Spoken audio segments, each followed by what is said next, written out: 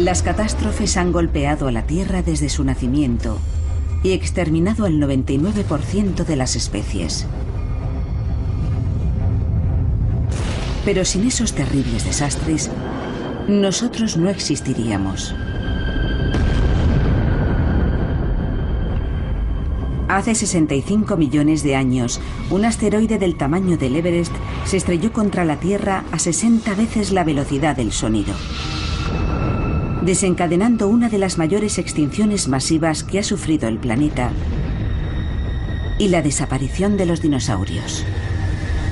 Esta es la historia de aquel gran impacto.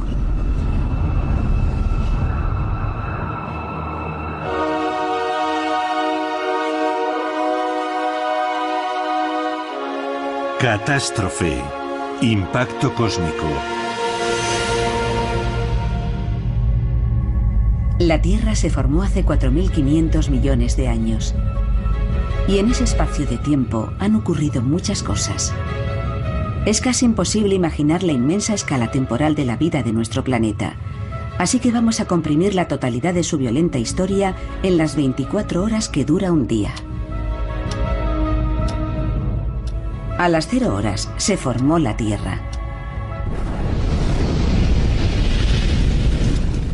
Y a las 11:38 de la noche sufrió un catastrófico impacto cósmico. Una colisión que lanzó miles de millones de toneladas de escombros al espacio e incendió el planeta, poniendo en marcha una cadena de acontecimientos que acabó con el 70% de las especies, incluidos los dinosaurios. Un evento que cambió el rumbo de la evolución y condujo directamente a la supremacía de los mamíferos y en última instancia de los humanos. Pero ¿cómo sabemos lo que ocurrió? Durante muchos años, los científicos han tratado de dibujar una imagen detallada del día que murieron los dinosaurios.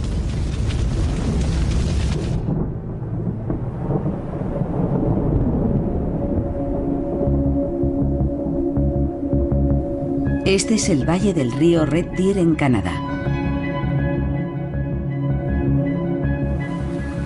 Aquí, el paleontólogo Phil Currie busca restos de uno de los capítulos más violentos de la historia de la Tierra: la última gran extinción masiva. Currie busca fósiles de los últimos dinosaurios enterrados entre las rocas. Lo maravilloso de este valle es que vayas donde vayas, siempre encuentras huesos en abundancia. En tan solo 10 minutos he encontrado garras e incluso dientes enteros. En el río Red Deer hay 10 millones de años de historia de los dinosaurios. Y en cada nivel encuentras especies diferentes.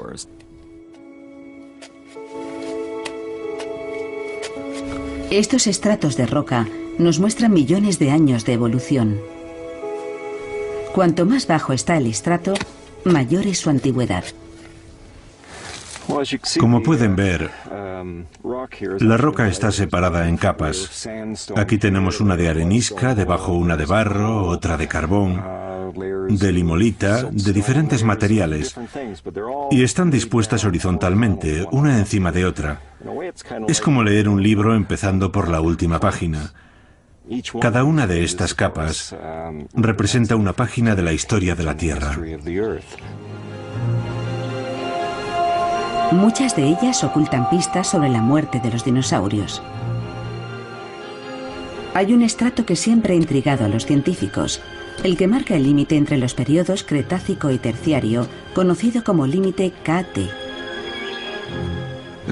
Esto es lo que estaba buscando, el límite Cretácico-Terciario.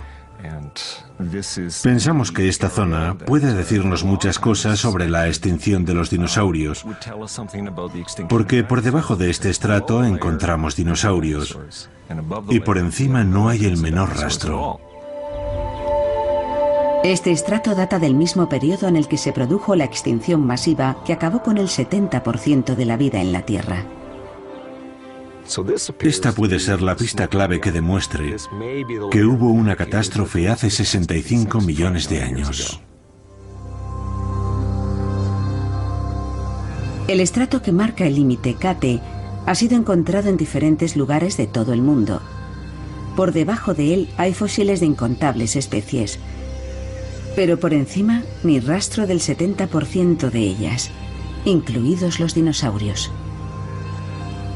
Nadie podía imaginar qué había causado este exterminio hasta que empezaron a aparecer pistas en el norte de España.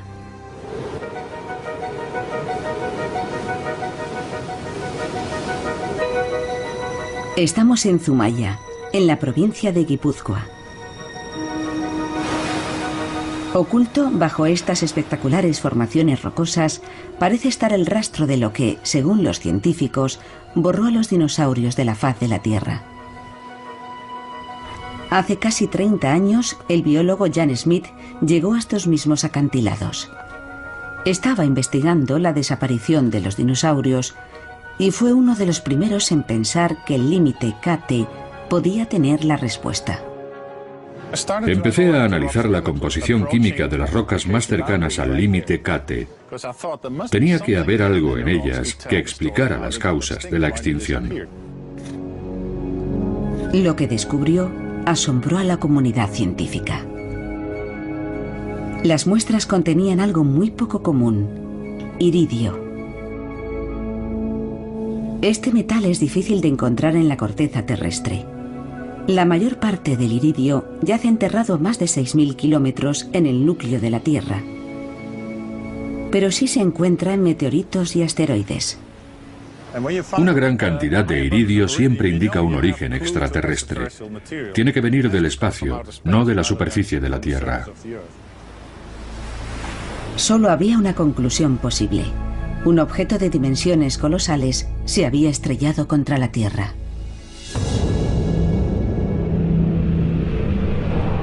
El iridio indicaba que el impacto se había producido hace 65 millones de años, en el mismo momento que marcaba el comienzo de la extinción de los dinosaurios. Para muchos científicos había aparecido el arma del delito, un enorme asteroide del espacio profundo. Pero para probarlo, tenían que encontrar la escena del crimen. La huella de la colisión. Así que iniciaron la búsqueda de un cráter de impacto por todo el globo. La amplia difusión del iridio en todo el planeta indicaba que el cráter podría haber alcanzado los 200 kilómetros de diámetro. El iridio se encuentra en el interior del meteorito. Pero cuando éste se vaporiza, el iridio se esparce por todo el mundo. Da igual donde estés, siempre encuentras la misma cantidad de iridio. No te indica dónde buscar. Los científicos sabían que se había producido una colisión de enormes proporciones. Pero encontrar el emplazamiento exacto del impacto no iba a ser fácil, tras millones de años de erosión. Solo una combinación de suerte y perseverancia podría conducirles hasta el asesino de los dinosaurios. Son las 11:38 de la noche en nuestro reloj terrestre hace 65 millones de años. El 70% de la vida ha desaparecido, incluidos los dinosaurios. El culpable parecía haber sido un asteroide, pero no existían pruebas definitivas de un impacto de la magnitud necesaria para causar tal destrucción. Reconstruir la catástrofe que había llevado a la extinción de los dinosaurios requería encontrar el cráter producido por el impacto. Dan Durda pertenece a la NASA y está especializado en los efectos de impactos cósmicos masivos. ¿Y qué mejor lugar para investigar que este? Uno de los cráteres de impacto más espectaculares del mundo. El cráter Barringer, en Arizona. El impacto que lo creó se produjo hace 50.000 años. El meteorito que se estrelló aquí no alcanzaba los 50 metros de longitud y, sin embargo, excavó un cráter de 1200 metros de diámetro y devastó un área de la extensión de Los Ángeles. Aunque insignificante en comparación con el cráter que debió crear el asteroide del Cretácico terciario, el Barringer demuestra el enorme poder de un impacto cósmico. Si un meteorito del tamaño de una casa puede hacer un cráter de este tamaño, imagínense la devastación que pudo causar el impacto de un asteroide del tamaño del Everest.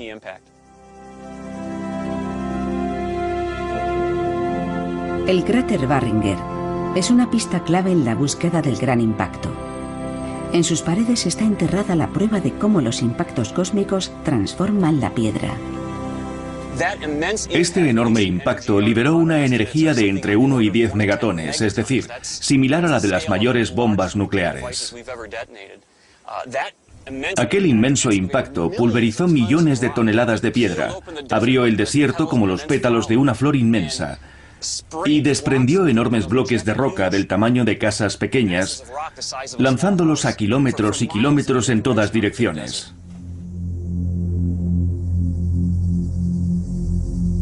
La presión y el calor generados por el impacto transformaron las rocas, pulverizándolas en diminutos granos. Un indicador de la violencia de un impacto como este se encuentra en las rocas. Esto es arenisca de coconino, una arenisca bastante sólida, formada por granos de cuarzo compactados. Cuando esta roca sufrió el impacto, se pulverizó, y los granos de cuarzo se convirtieron en un material mucho más fino, casi de la consistencia de la harina.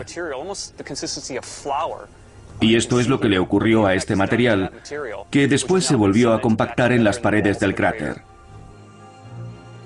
El impacto lo convirtió en harina. Esta asombrosa transformación fue una pista vital en la búsqueda del impacto del gran asteroide. Y señaló a los científicos la dirección correcta. Dan Durda se dirige ahora a Trinidad, en el estado de Colorado.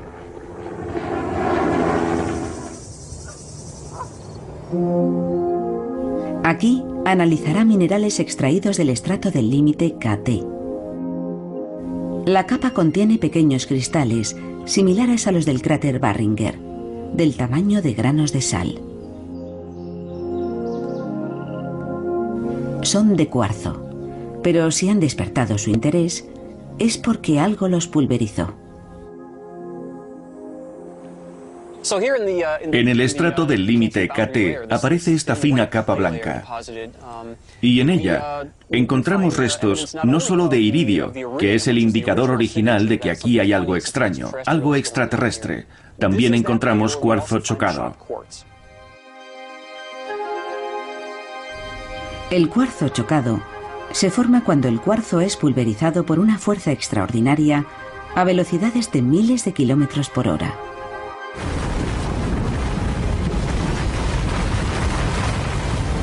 Y solo un fenómeno natural tiene la fuerza suficiente para hacer esto: el impacto de un asteroide. Estos pequeños granos parecen confirmar la enorme magnitud de la colisión y que ésta coincidió con la extinción de los dinosaurios. Pero también acercaron a los científicos al lugar del impacto. El iridio estaba uniformemente distribuido por todo el estrato del límite KT, pero no ocurría lo mismo con el cuarzo chocado. El grosor de esta capa, aquí en Colorado, es más o menos de 1 centímetro. Pero cuando avanzamos hacia el sureste, la capa se hace más gruesa, llegando a tener metros de espesor según avanzamos hacia el Caribe. Así que el aumento de la cantidad de cuarzo chocado y del grosor de la capa según avanzábamos hacia el Caribe era un buen indicador de que el impacto ocurrió en aquella región.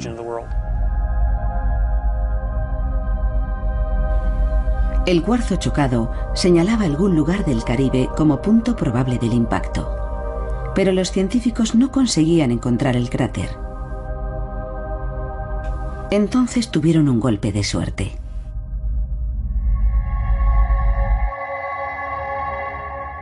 En 1978, la compañía petrolera mexicana Pemex estaba haciendo prospecciones en la península de Yucatán. Los datos geofísicos y los mapas de gravedad mostraron una forma de herradura gigante, enterrada a 1200 metros bajo el fondo marino frente a la costa mexicana. La gigantesca estructura tenía 180 kilómetros de diámetro y 19 de profundidad, y anillos exteriores de hasta 200 kilómetros de diámetro. Tenía círculos concéntricos, como si fuera una diana. Los anillos definen el tamaño de un cráter, y el más grande tenía unos 200 kilómetros. Y ese era el tamaño que, 10 años antes, habíamos calculado que debía tener el cráter. Era enorme y muy antiguo. Reunía todas las características de un cráter de impacto. En las muestras tomadas durante las perforaciones encontramos cuarzo chocado y un alto contenido de iridio. El iridio y el cuarzo chocado coincidían con las muestras del estrato del límite KT. Los científicos estaban convencidos de que habían encontrado lo que buscaban. Pero para estar seguros, querían encontrar pruebas físicas en la superficie. Y lo consiguieron en México, en el interior de una fosa maya de sacrificios humanos.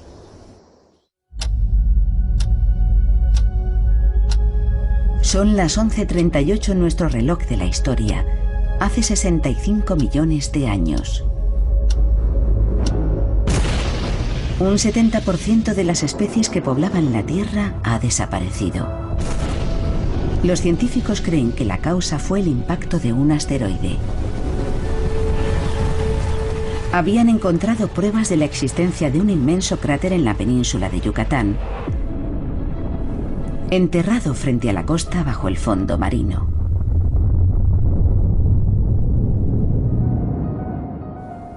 Pero para confirmar que era este el lugar del impacto, necesitaban hallar pruebas físicas en la superficie. Chichén Itzá, México. Hace 1000 años, los mayas adoraban aquí a sus dioses. Pero la tierra sobre la que construyeron sus templos fue modelada por un gran evento 65 millones de años antes. La zona es famosa por sus templos mayas y también por sus cenotes.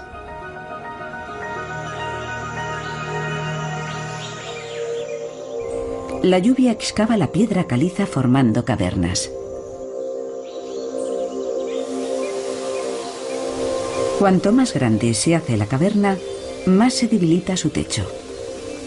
Finalmente se hunde formando el cenote. Para los mayas eran fosas rituales donde hacían sacrificios.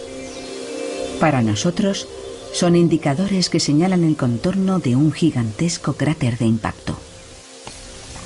En 1996, la científica de la NASA, Adriana Ocampo, estableció una conexión entre el impacto y los cenotes, tras constatar que la ubicación de estos era la prueba física de la existencia del cráter. El descubrimiento fue como el desenlace de una novela policíaca, y el anillo de cenotes fue la última pieza del rompecabezas, lo que dio credibilidad a la teoría.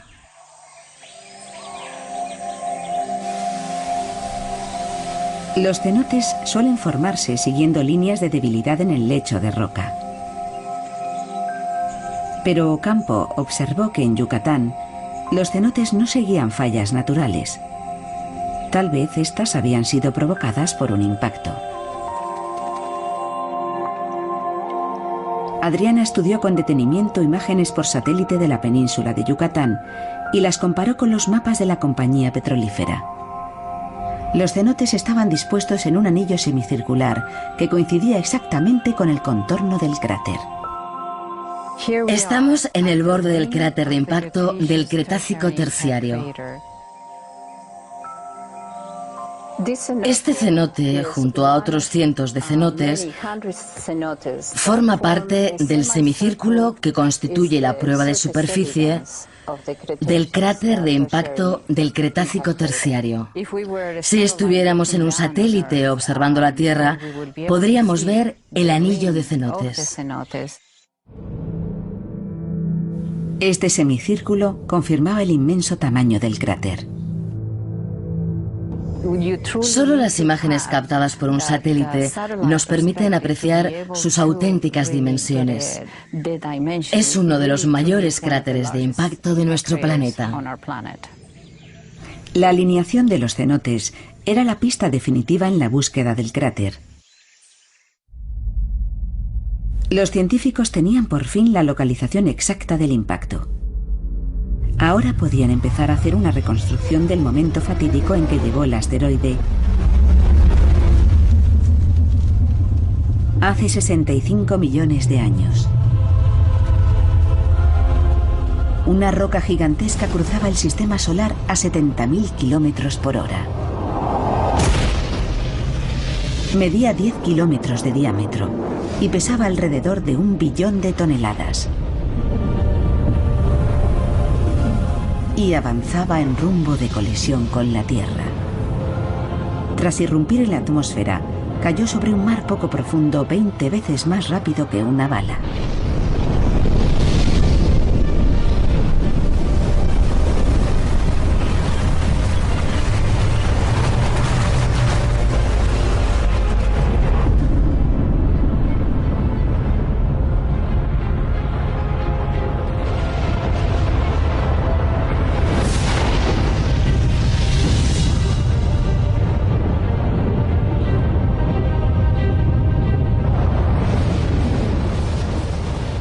El impacto liberó 6 millones de veces más energía que la erupción del monte Santa Elena en 1980.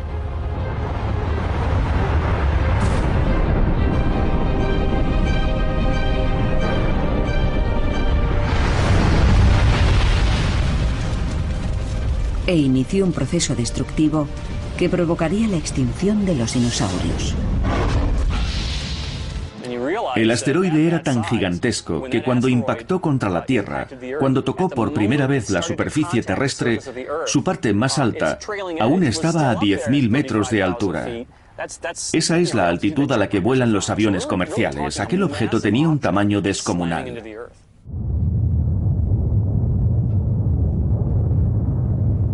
En la historia de la Tierra, solo ha habido un impacto mayor. La colisión con el protoplaneta Theia, 4.300 millones de años antes. Una colisión que fue el origen de nuestra Luna.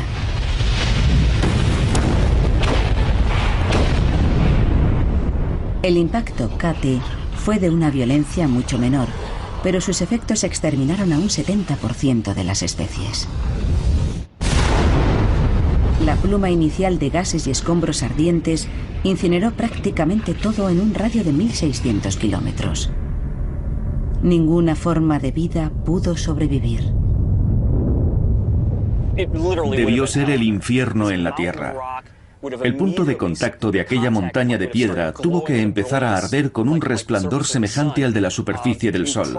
Solo el calor de aquella inmensa bola de fuego que se estaba aproximando habría incinerado nuestro cuerpo, incluso antes de que tocase el suelo.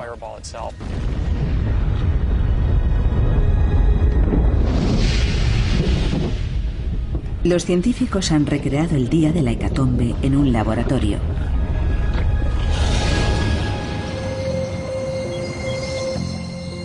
Este es el Centro de Investigación Ames de la NASA en las afueras de San Francisco. El científico Peter Schultz va a recrear el impacto de un asteroide contra una superficie acuática de poca profundidad, semejante al que nos golpeó hace 65 millones de años. Una cubierta de arena representará a la Tierra y una pequeña capa de agua hará las veces del antiguo mar. Estamos intentando recrear un océano poco profundo, cubriendo la Tierra con una capa de agua superficial para simular el impacto ocurrido en Yucatán hace 65 millones de años. Para simular el impacto, utilizará el cañón vertical Ames, capaz de disparar un proyectil a casi 30.000 kilómetros por hora. Nuestra intención es estudiar cómo llega y estalla al producirse el impacto. Será interesante.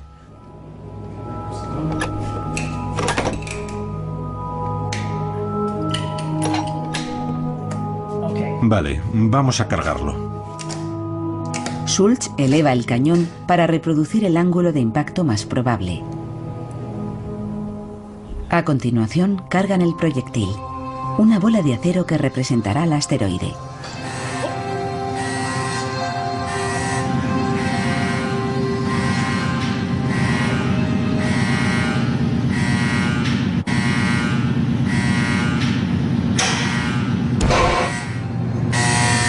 Fantástico.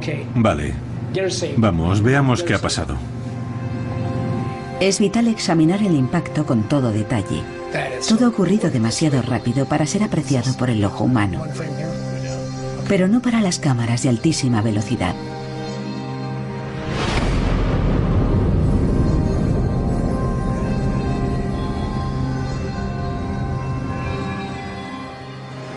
Es simplemente extraordinario. Míralo.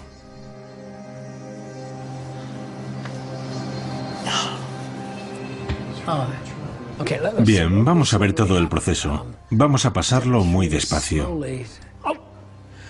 Rebobinamos y ahí está, es maravilloso. ¡Boom! Ha venido desde esta dirección. Esto es vapor que se expande y calienta la atmósfera hasta casi hacerla arder. Desprende casi tanto calor como la superficie del Sol. Es muy intenso. Esta parte habría durado varios segundos. Después la energía se habría transmitido hacia abajo y el cráter habría empezado a formarse. El efecto del impacto asombra incluso a Schultz. Si nos imaginamos que esto es la Tierra y esta es nuestra atmósfera y estuviéramos volando en un avión hace 65 millones de años, estaríamos a una altura inferior al grosor de mi uña. La simulación muestra el patrón de proyección de escombros. El proyectil ha hecho saltar por los aires kilos de arena y agua. Hace 65 millones de años, el asteroide debió expulsar miles de millones de toneladas. Estamos hablando de unos 500.000 millones de toneladas. Hemos visto en el experimento que el impacto producía salpicaduras, pero imaginemos que son del tamaño de edificios e incluso más grandes, como pequeñas ciudades. El material expulsado llegó a alcanzar los 40.000 kilómetros por hora. Algunos de esos escombros debieron superar la velocidad de escape de la Tierra. Habrían ido demasiado rápido para que ésta pudiera retenerlos, e incluso podrían haber acabado en la Luna. Es posible que parte de esos materiales acabara en la Luna. Los efectos inmediatos fueron devastadores. En el punto de impacto, la temperatura alcanzó los 9.000 grados centígrados, fundiendo las rocas circundantes y lanzando proyectiles incandescentes a velocidades supersónicas. A continuación, se produjo una gigantesca onda expansiva. Vientos ardientes de 3.000 kilómetros por hora incineraron todo a su paso. Era el infierno en la Tierra. Y sus habitantes no tenían dónde esconderse.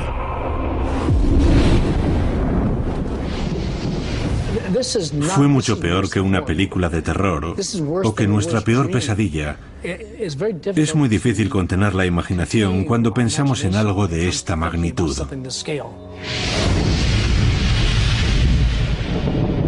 El impacto inicial había pasado, pero sus consecuencias acababan de empezar. El asteroide había caído en el mar, provocando un inmenso maremoto, uno de los mayores que ha visto la Tierra.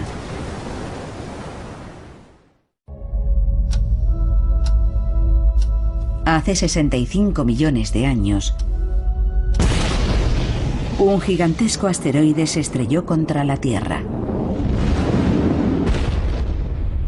El impacto provocó una onda expansiva de aire abrasador que redujo a cenizas todo cuanto encontró a su paso.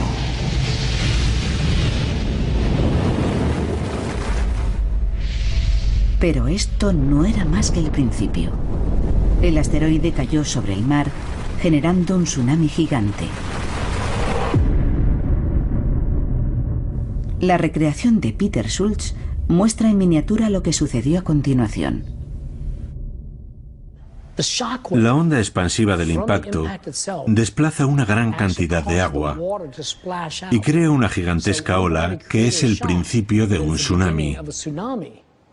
Un tsunami que habría avanzado a toda velocidad por el Golfo de México y se habría estrellado contra las costas de Alabama, Georgia, toda la región y todo el oeste de México.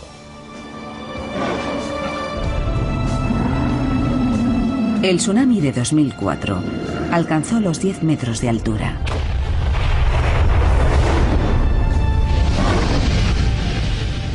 El de hace 65 millones de años debió ser 10 veces más alto y miles de veces más destructivo.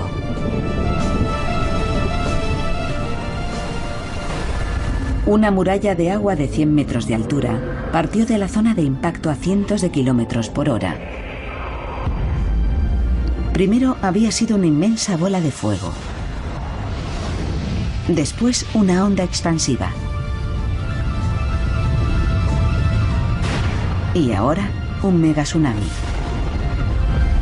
Nada pudo sobrevivir en miles de kilómetros a la redonda.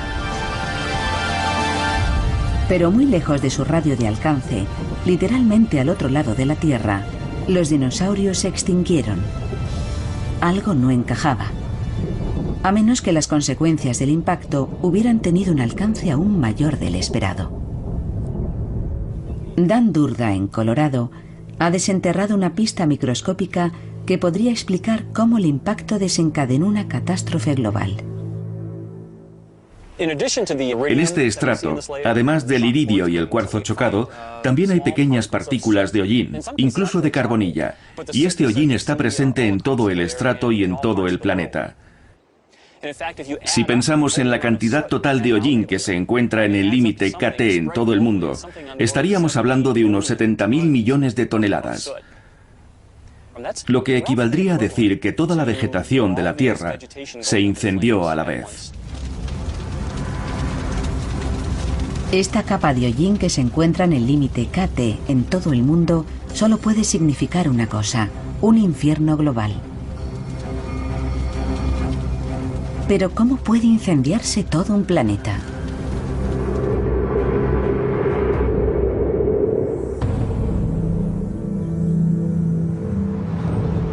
Los Álamos, Nuevo México. En este lugar, donde nació la bomba atómica, la científica Kathy Plesko estudia hoy una explosión mucho mayor. Aquí, en la División de Física Aplicada, Plesko y su equipo utilizan superordenadores para estudiar cómo un impacto cósmico pudo incendiar todo un planeta. Su simulación muestra por primera vez cómo la Tierra estalló en llamas. El impacto lanzó por los aires más de 500.000 millones de toneladas de escombros. Gran parte llega a las capas superiores de la atmósfera e incluso llega a orbitar en el espacio brevemente, para después caer a la superficie de la Tierra en otros lugares. Los escombros volvieron a entrar en la atmósfera y al volver a caer, como ocurre cuando vemos una lluvia de estrellas, comenzaron a calentarse a causa de la enorme fricción. Pero eran tan numerosos que debieron calentar toda la atmósfera, provocando incendios en los bosques por combustión espontánea en la cara opuesta del globo. 4 horas después del impacto, miles de millones de toneladas de escombros incandescentes llovieron sobre la Tierra, cubriendo el planeta de rocas ardientes y quemándolo todo. El mundo entero ardió en llamas. Lejos de la zona de impacto, muchos de los animales que habían sobrevivido a la onda expansiva murieron incinerados.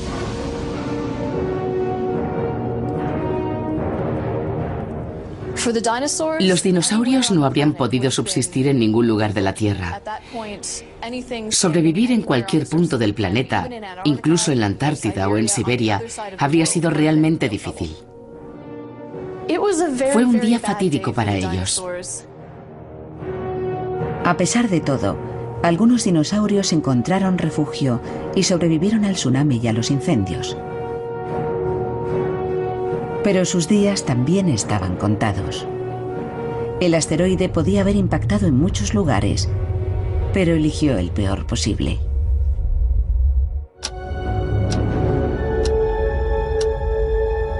Son las 11:38 en el reloj de la historia.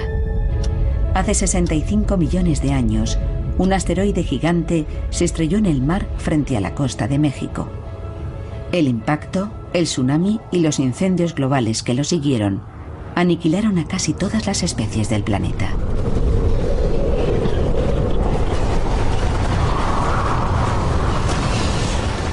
Unos pocos animales consiguieron sobrevivir, pero ahora tenían que enfrentarse a una amenaza aún mayor: un repentino y mortífero cambio climático. El impacto lanzó a la atmósfera una gran cantidad de cenizas, escombros y polvo, creando una densa capa que bloqueó la luz del sol entre 2 y 6 meses. No se podía ver nada. Durante 6 meses no podrías haberte visto la mano delante de la cara. Visto desde la Luna, aquello habría parecido la más terrorífica película de ciencia ficción. La Tierra ya no parecería el planeta azul, más bien parecería el planeta gris.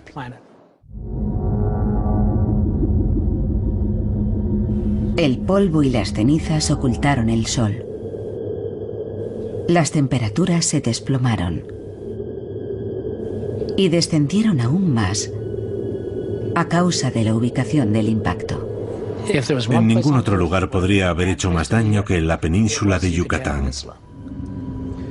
Aquella zona contenía muchos minerales con un alto contenido en azufre, lo que produjo un efecto más prolongado sobre el clima global y el envenenamiento de las zonas circundantes. El impacto generó un calor increíble, vaporizando rocas y lanzando al aire enormes cantidades de dióxido de azufre.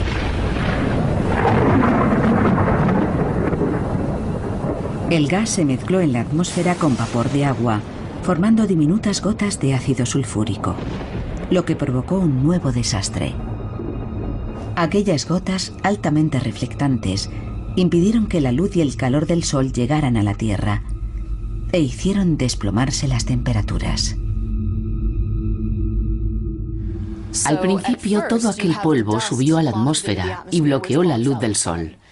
Más tarde volvió a caer debido a su mayor densidad, pero el dióxido de azufre permaneció en las capas superiores, reflejando la luz del sol y enfriando el planeta, lo que prolongó aquel terrible invierno alrededor de un par de años. Las temperaturas descendieron unos 5 grados centígrados. Los bosques destruidos por los incendios empezaron a regenerarse.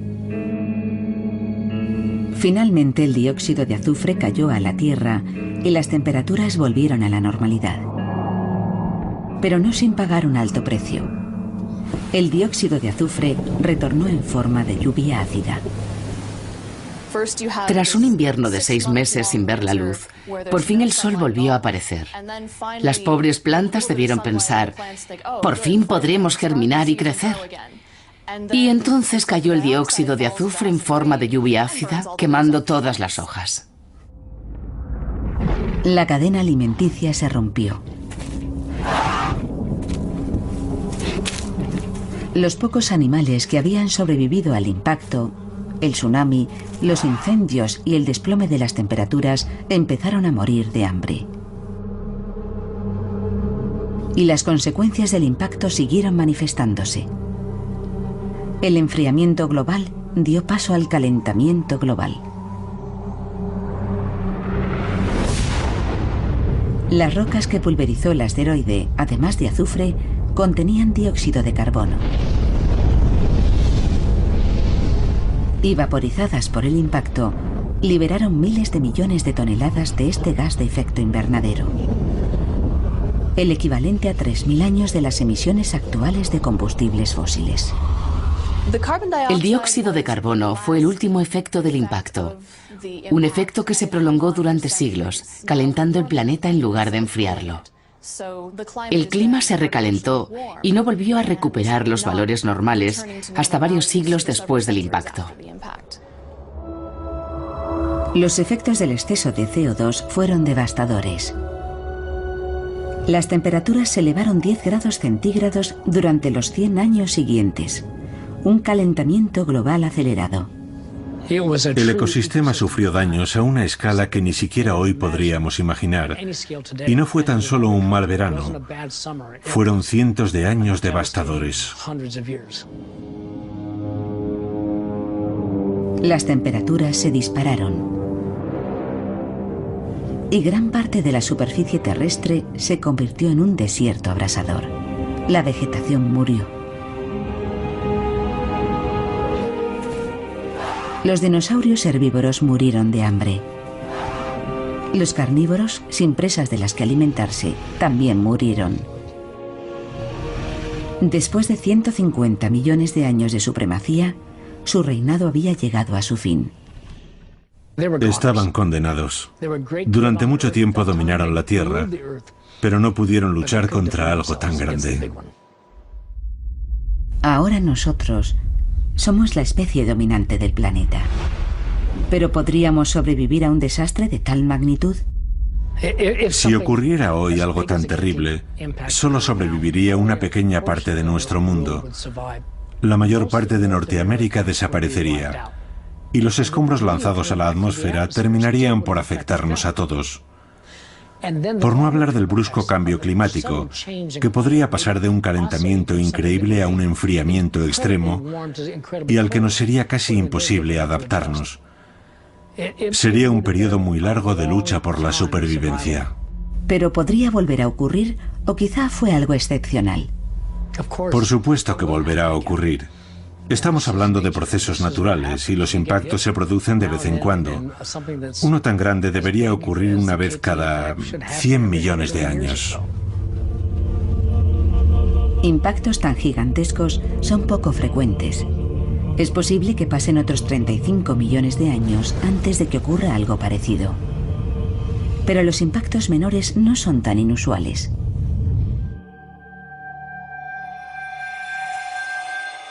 Hace 50.000 años, un meteorito de apenas 50 metros creó el cráter Barringer,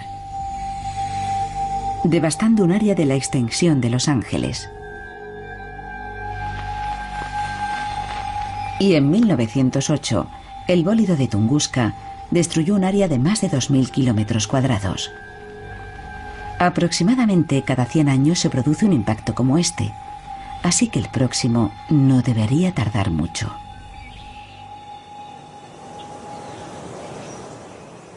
El impacto KT aniquiló a un 70% de las especies de la Tierra. Pero a pesar de tanta destrucción, la vida siguió adelante. Unas pocas especies sobrevivieron y prosperaron, y finalmente evolucionaron hasta llegar a nosotros. Hace 65 millones de años, un asteroide se estrelló contra la Tierra, poniendo en marcha una cadena de acontecimientos que acabó con el 70% de las especies, incluidos los dinosaurios.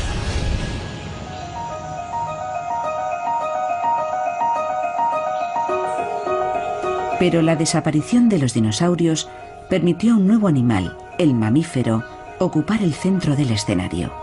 Estas criaturas extremadamente adaptables eran muy pequeñas, pero acabaron dominando el planeta. Y de una de sus ramas surgiría el ser humano. La extinción de los dinosaurios despejó el camino, dejó vacío ese nicho ecológico y brindó a los mamíferos la oportunidad de ocupar una posición dominante, abriendo la puerta a la evolución humana. Nosotros estamos aquí porque ellos desaparecieron. Pero ¿cómo pudieron sobrevivir aquellos mamíferos primitivos cuando la mayoría de las especies no lo consiguió? La respuesta se encuentra en Golden, Colorado. Jaylin Everly busca restos de nuestros antepasados y en un estrato justo por encima del límite KT ha encontrado fósiles de animales que sobrevivieron al impacto, a la bola de fuego y al cambio climático extremo. Estos mamíferos del tamaño de roedores no parecen los herederos de la corona de los dinosaurios, pero las cualidades que los habían mantenido en la base de la pirámide alimentaria terminaron llevándolos a la cúspide, empezando por su pequeño tamaño. Si comparamos el impacto del meteorito KT con una posible catástrofe actual, como una guerra nuclear, los organismos que probablemente sobrevivirían serían los más pequeños, los que pudieran huir de la superficie excavando madrigueras o viviendo bajo tierra. Sus probabilidades de supervivencia serían mucho mayores que las de cualquier otro animal, incluidos los dinosaurios. Y estos supervivientes subterráneos tenían otra baza a su favor. Eran omnívoros. Podían comer casi cualquier cosa. Los mamíferos que hemos encontrado justo después del impacto, como este que tengo aquí, un gobiconodón, eran animales que comían una gran variedad de cosas. Para un mamífero que viviera después del límite KT, esta cualidad debió resultar muy útil, porque no habría una gran abundancia de comida. Para aquellos animales muy especializados, probablemente el límite KT significó su desaparición. Otra característica especial fue un elemento clave para su supervivencia. A diferencia de los dinosaurios, no tenían a sus crías en la superficie ni las criaban en terreno abierto donde abundaban los depredadores. Los dinosaurios ponían huevos y sus crías salían del cascarón en el exterior. Los mamíferos primitivos, por el contrario, nacían en madrigueras y las crías crecían en su interior protegidas por su madre. Eso representó una gran ventaja, porque esas crías tuvieron mucha más protección frente al entorno, a los elementos y a los depredadores y carroñeros. Unos cuantos animales ovíparos sobrevivieron. Algunos eran dinosaurios voladores que anidaban en árboles. A partir de ellos evolucionaron las aves. También sobrevivieron los reptiles primitivos como los cocodrilos que enterraban sus huevos bajo tierra. Junto con los mamíferos, estos supervivientes prosperaron. Fueron los débiles, los que se escondían en madrigueras, y los carroñeros, los que heredaron la tierra, y de ellos surgimos nosotros. Es extraordinario que en parte debamos nuestra existencia a un impacto catastrófico que convirtió nuestro planeta en una bola de fuego y desató un mortífero caos global. Pero si no hubiera ocurrido, nosotros no estaríamos aquí.